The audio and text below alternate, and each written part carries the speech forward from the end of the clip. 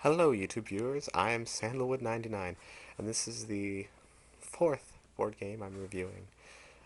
It is called Diplomacy, and in my humble opinion, it is the greatest board game ever made. I have one of the older versions, uh, 1980, no, 1971. Yeah, 1971. I bought this at Value Village. If there's anyone watching this who's like, "Oh my God, the 1971 version, that's classic and worth a whole lot of money," I'm totally willing to swap this for the newer version because I'm not a collector. Well, I am a collector. I collect them, but I collect them because they're fun to play, not because I just want to collect them. Anyways, so the game is built for 7 players. Less than that can play, but it's nowhere near as fun without this full 7 players. And every player is randomly assigned a country.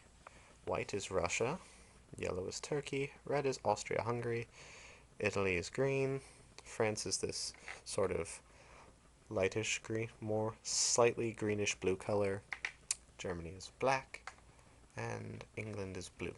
In the newer versions, the colors are different.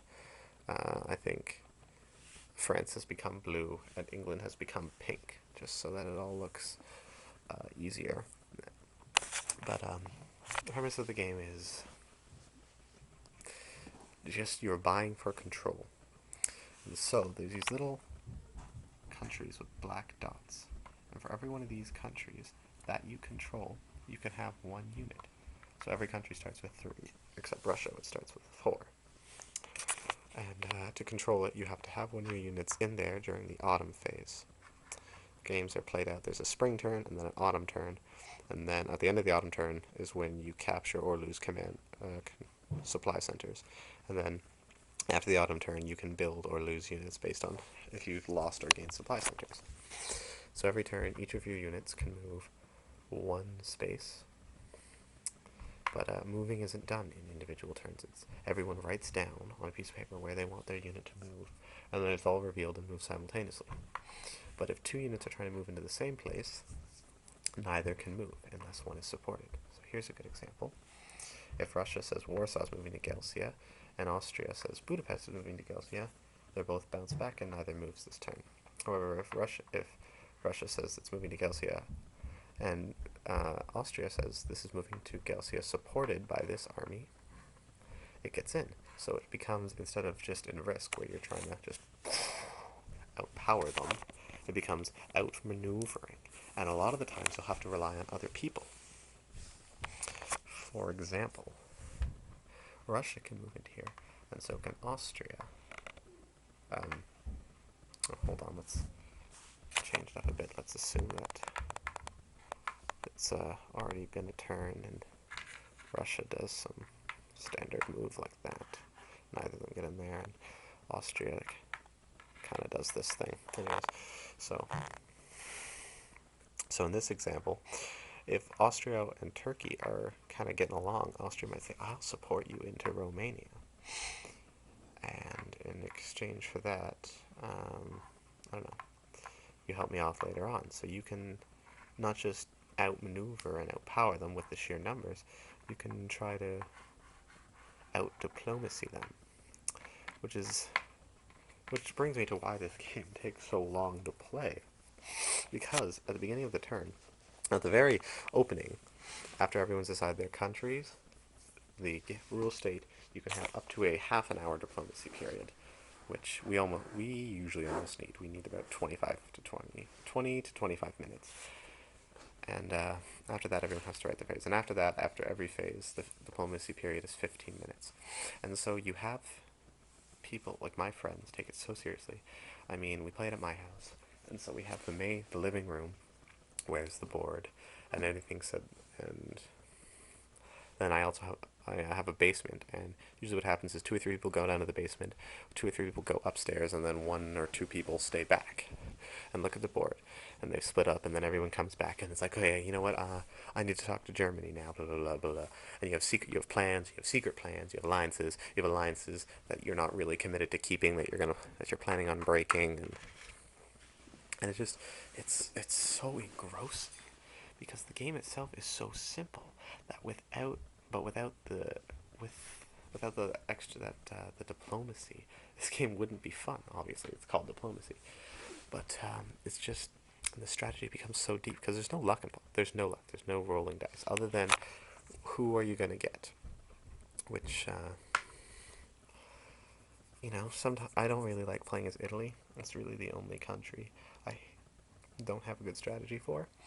Even though I said earlier I'd watched HistoryGamer.com videos on diplomacy, and I have watched them all. Even I've watched the Italy ones, but even still, it's very dull. You just move this, convoy him here, build another fleet here, move it, or I'll grab another fleet, and then try to convoy yourself into Greece like that. And I just find that really dull.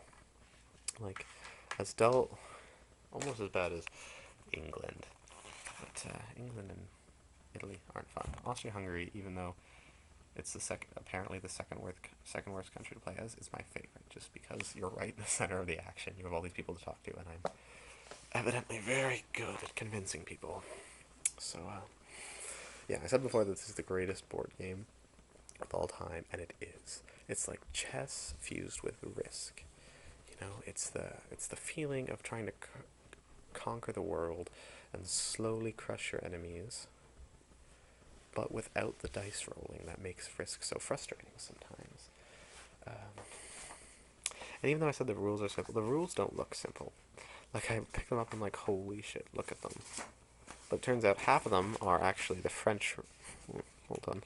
Half of them are actually the French rules, and about a quarter of them are examples and bizarre little so-and-so rules. The basic rules. Just like I said, you move around. Every unit has a strength of 1, unless supported by another. But then there are extra rules, like you can convoy units across, like I said. And then there are things like what happens if this and this and this happens. And some countries have multiple coasts, but that's all behind the main mechanics of the game. So, I'm just sorry. I got quiet there, but I was just thinking about how much I enjoy this game. I mean, I never get enough. I can never play it enough. There's one time I had everyone over at noon, and at 7:30 we started playing that at noon, and then at 7:30 I was declared the winner. I had like 14 supply centers. You need half of them, which is 18, I think. 18 or 16 to win. 16. No, maybe 18. No, 16. Yeah, there's 16. So I was only 2 supply centers away from winning, and we've been playing for 7.5 hours, so they were like, you know what, yeah, we'll just declare you the winner. But you just have to experience it. I mean, if you can't find a copy, if you have Facebook, there's a really good application that lets you play with other people on Facebook. There's websites where you can play. Of course, because of the nature of the game, it's not like you can sit down and play it for a few hours. You pop in and check on your country, and then you type in a little message, send it off to the other countries, and then wait for them to message you back. But it is diplomacy. But nothing is like hours of sitting here. I remember one time we played for 4 or 5 hours, didn't finish, and then we put it on hold, and all throughout the week I was sitting there going, man, it's Wednesday, I can't wait till Friday so everyone can come back over and play diplomacy, and I copied down where all the units were, and I brought it to my friend on lunch, and I was like, hey, look, what do you want to do on Friday? Let's start planning our strategy now. You want to, France is particularly weak, let's team up on them and kick him out. Okay, yeah, okay. Blah, blah, blah. And I took it so seriously. I get so into it. It's so much better than Risk. Go ahead and message me and tell me why I'm wrong, but it is so much better than Risk. I wish I could do a series of videos on the strategies, but all I'd be telling you is the exact same thing that Steve Payne of HistoryGamer.com would tell you, and I'll let him tell you because he has a really awesome British accent. It's, oh my god. I don't want to insult him by trying to mimic his voice, but it's that little British accent right here where you're just sort of talking about it, and you're like, oh yes, I can sort of imagine. Blah, blah, blah. Oh, look, you got a possibility of an instant backstab right here. I don't know. I'm blabbering on about some random guy on the internet. I like listening to his diplomacy strategies. But yeah, if you want diplomacy strategies, go find historygamer.com. Go watch it right now. Um, I feel like I haven't said anything about this game. But there's not a whole lot to say other than it's simply the greatest game ever. So I'm gonna give it a 10 out of 10. See ya.